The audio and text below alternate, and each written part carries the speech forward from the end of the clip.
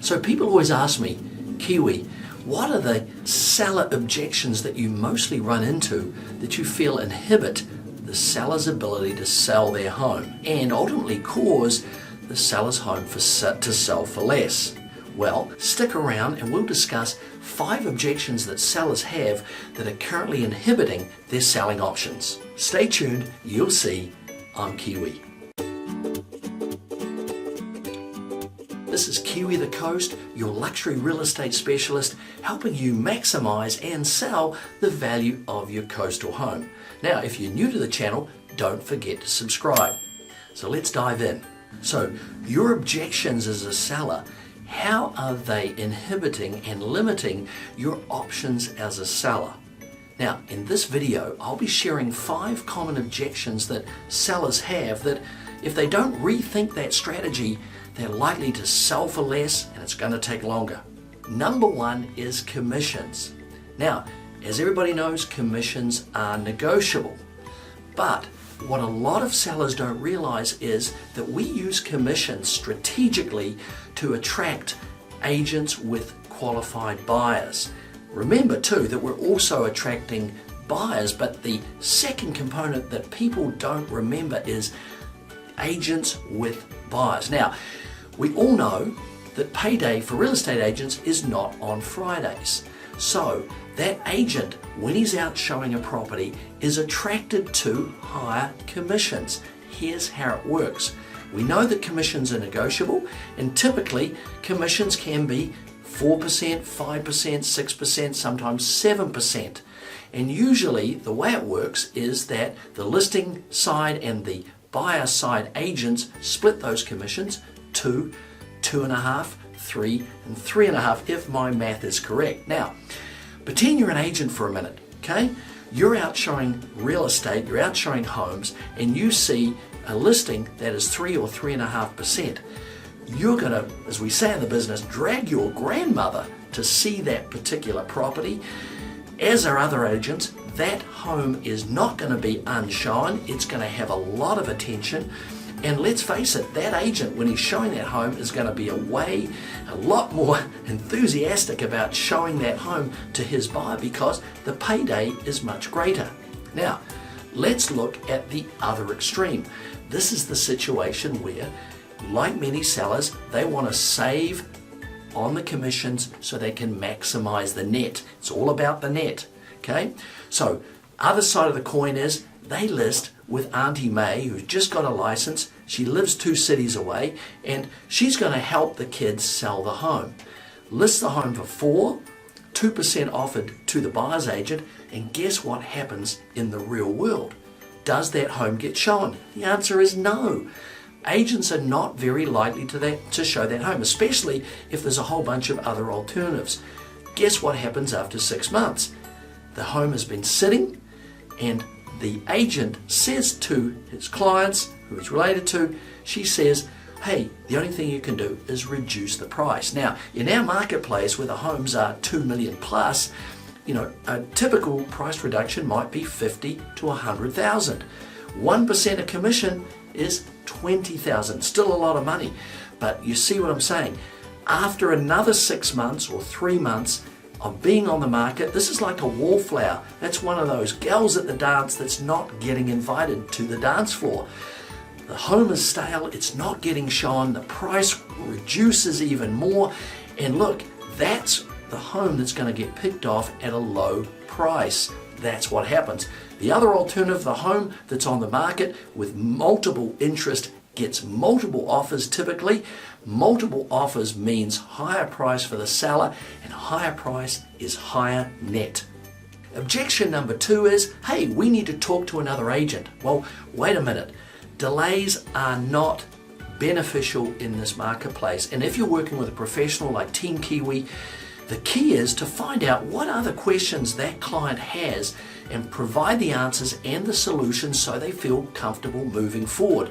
Interviewing another agent just means not all my questions were answered. So, yes, 4 eyes, sometimes better than 2 eyes, but if you're working with a professional who's got those answers and can solve those solutions for the seller, make them feel comfortable and move forward without delay, That's going to be key to getting that home on the market early, selling it for more.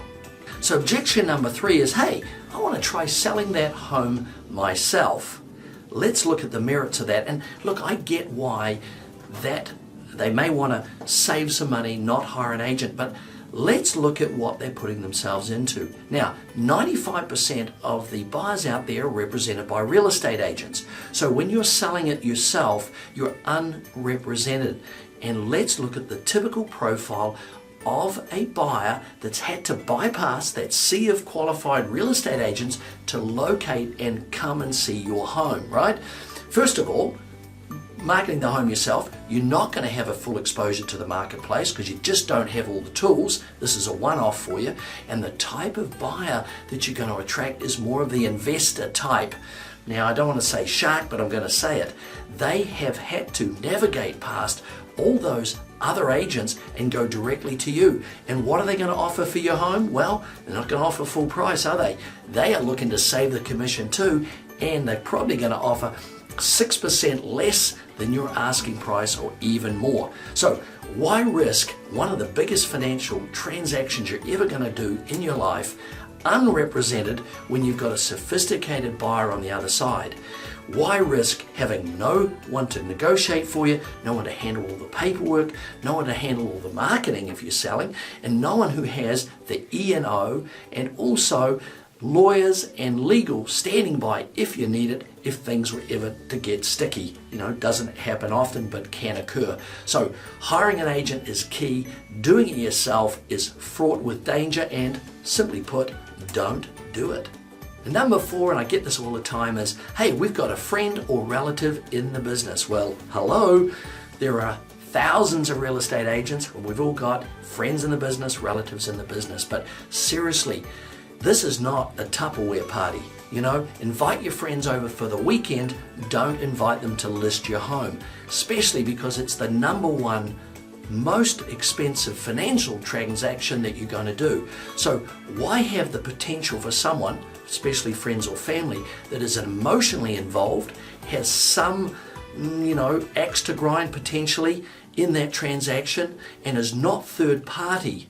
Look, you cannot fire your friend, but if we don't do our job properly, you can fire us. So look after your friends, have them over for the weekend, don't hire them to be your real estate agent. Pricing, and look, we can start high and we can always come down later. Now, there are 2 things that have to occur for a buyer to make an offer on your home. First of all, they've got to be attracted to your home. Talk more about that in other videos. And secondly, they've got to see value at the price you're offering.